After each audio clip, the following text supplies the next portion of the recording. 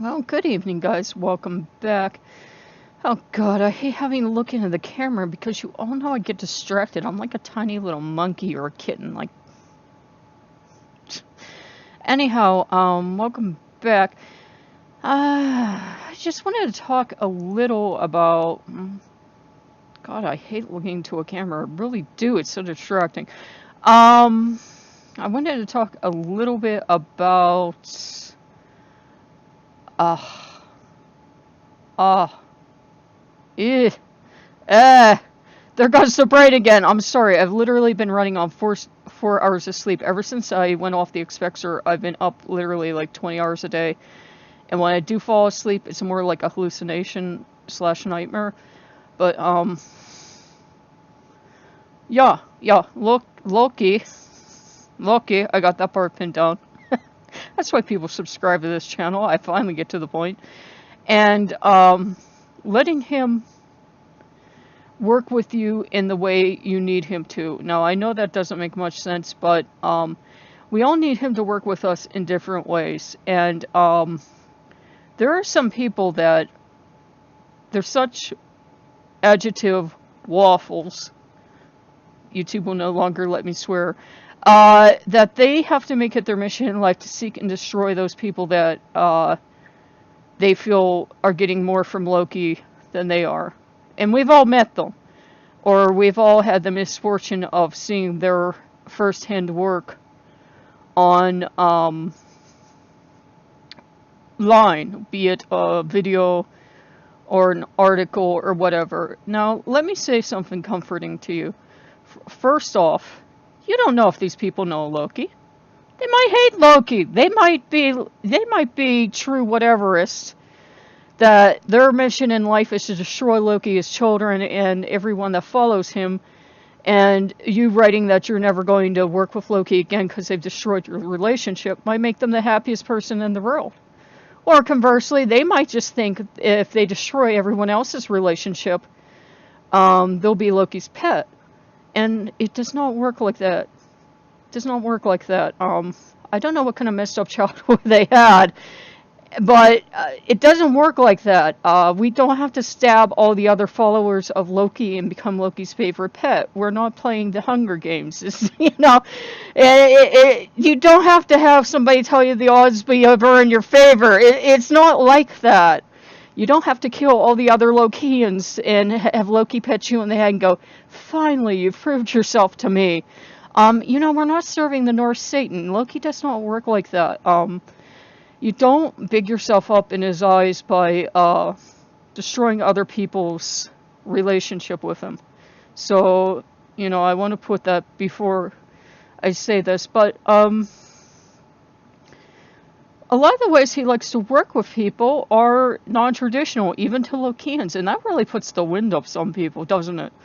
Oh, I mean, there are people out there, they make it their life mission that the moment you do something they don't agree with, they have to come after you, and they come after you for everything. And I'm not going into the accent. This is like my third time. I'm not going into the accent to be funny or anything. It comes out. It's from the old channel, the old days. Could not swear because I had the teeny tiny one. So Pirate Captain Foxy had to come out and explain things. But this puts a win up these people, and they come out and they have to destroy anything. So we're going through the renovations. And have the music playing. And for some reason, I haven't thought of Harry Potter in years. I mean, I was last in my 20s when the books came out. And this videos with Snape start playing. So good. We got one song there done by a male doing a female song, and we like that. So we're playing this, and this becomes our little theme song as we're doing the renovation. And this renovation, you're sick of hearing it. We're sick of doing it. You get up in the morning, you'd be doing it all through the day, and you needed something in your brain so you weren't thinking of what you were doing. Could be why some of the paint looks like it does. But it made us think. Well, it made me think Um, about Snape and about that connection a lot of Lokeans like to make to the House of Slytherin. Now, I can't speak for any other Lokean. Let's make that clear. But, House of Slytherin is supposed to be noted for, being clever and being able to think. That's the house where the smart, ambitious people go. And it's not the house of evil, even though people traditionally see snakes in the... But it's the ambitious house. It's the intuitive, logical house. It's the house with Snape at the head, even though Rowling said that Snape had been sorted into the house by mistake. And she's also apologized for killing him. She said it was... now she says it was unnecessary. Yeah, it was the traumatic feels. And, it's become a touchstone, I think, for a lot of Lokeans because, in a sense, there's like a lot there that you can take away as lessons because, one, we don't in a way want to make some of the mistakes that Snape did. I mean, he's a wonderful character, but we don't want to become so obsessed with something that we lose sight of that which we have. He became so obsessed with Lily and his love for Lily, which, in a way it's a beautiful love story, but he missed what he did have. He had the son he could have never had with her. And I understand. He was in love with her, and this was the son of his rival. I understand, but had his heart opened that much earlier, that was a son he could have had with her. And he missed that. He had the chance to have that his whole life. He had a chance his whole life to have a family, to have someone love him and be loved. I think we were told some point in the novels he was loved, and I think we were never told who loved him. I don't think we were ever told, outside of non-fiction, outside of fan fiction in canon, I mean, we were never told who loved him. I don't think it was ever really implied that Lily was in love with him. I think she kind of friend-zoned him. And, it was sad because he was this magnificent figure, this magnificent character, but as we were listening post-work, as the altar room was completed and been dedicated, and that we were listening to Ellen Rickman, he says he had so much about him, but he couldn't ever talk about because he didn't have the vocabulary to reach out and talk about it. So that gave us a lot to think about because for Lokeans, there's so much we want to talk about to Loki and about Loki, and we don't have that vocabulary because there's so much that was taken away from us. Not only by Christianity, when Christianity came in and they needed someone to demonize, because they needed to explain good and evil to pagans, so they needed a demon, and it fell to Loki. It would have fallen to someone else, but it fell to our Loki. So we lost so much. We don't have that discussion. We don't have the words to explain him to people that don't love him, to explain him to people that don't work with him. So then when you see something written by these people, and they are trolls, but they come off they're very sophisticated trolls. They make it seem as though they do work with him.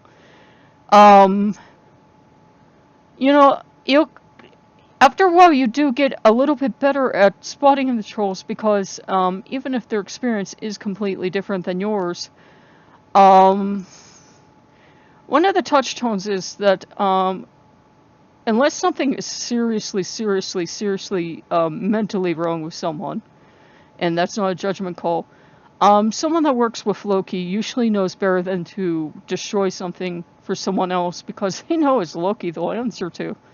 because by and large you don't try to take something from Loki. He's not too fond of that. And it's okay to have that, even since we have a non-traditional god, that, you know, we don't have any. We all say, because we heard someone else say that he was this beloved god, and the Christians did this full course press, which I believe, but can I hand you concrete proof other than, well, this person said it and it was in this book? So, well, of course not. We're never going to unearth a temple, more than likely, and we're never going to unearth amulets or what have you. He was probably worked with in a sense, but he's probably always been known as he's known now. He, you know, he does have that element of danger to him, which is good. All gods do. I mean, all gods can snap your neck like you're kindling. Don't make any mistake. But, you know, they won't, because they love humans and they don't kill one of their own. You know, they don't kill one of their own. They don't go around killing those that they love.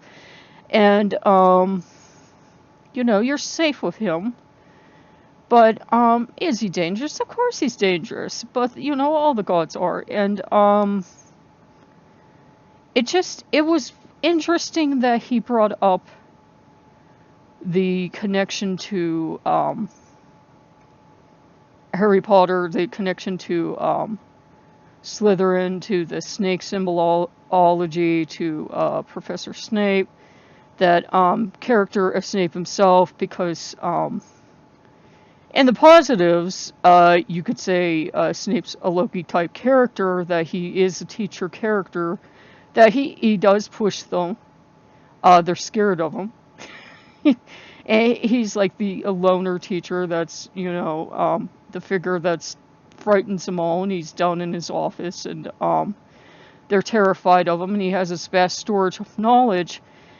And he can give you everything you want, but, you know, he could put the fear of himself in you, and he'd be dangerous to cross, which, you know, you'd never want to cross Loki either.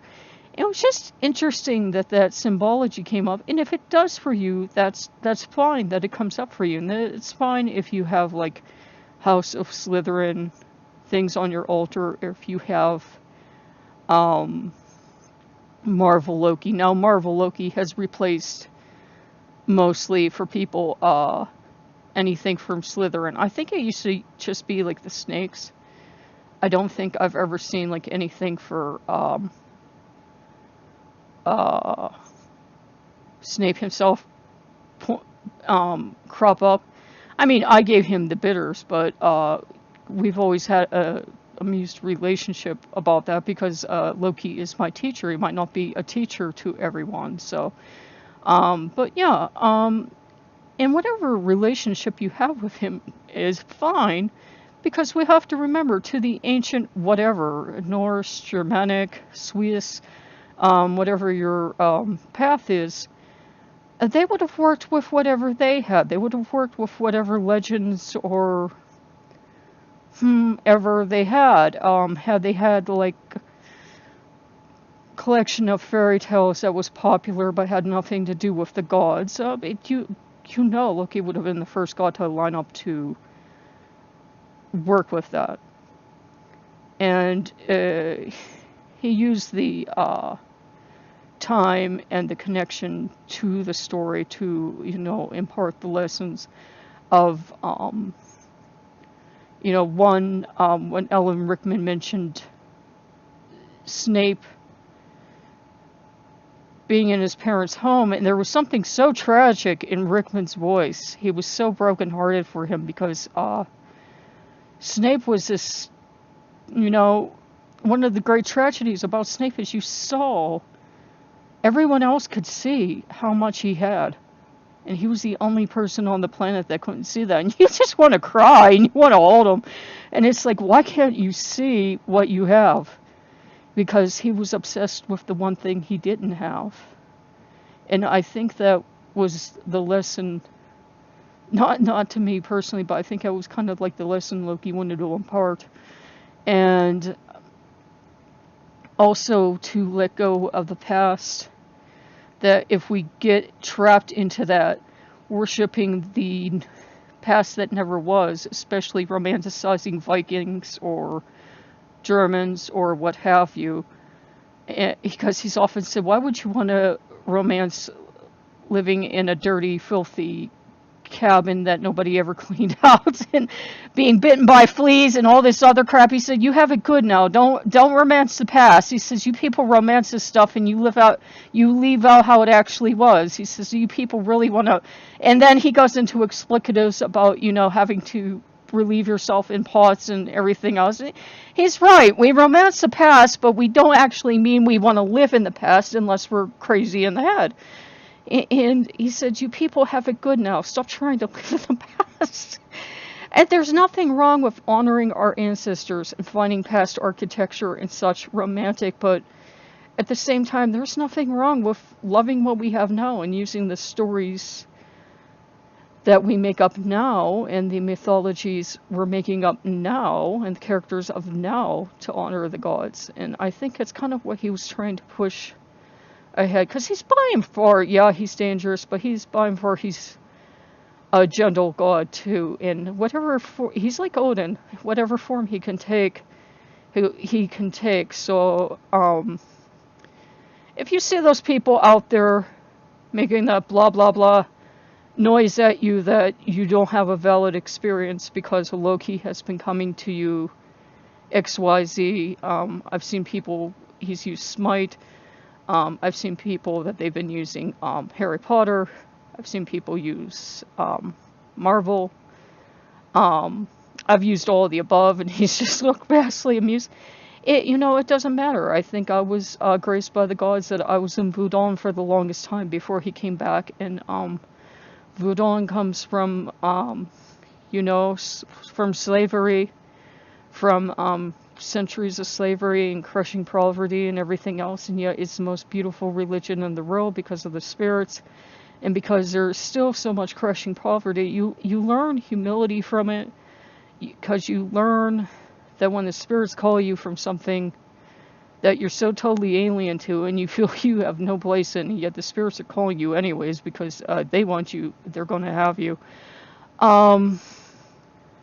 You learn to serve with what you have, because those are not spirits that you can, in the Western sense, buy.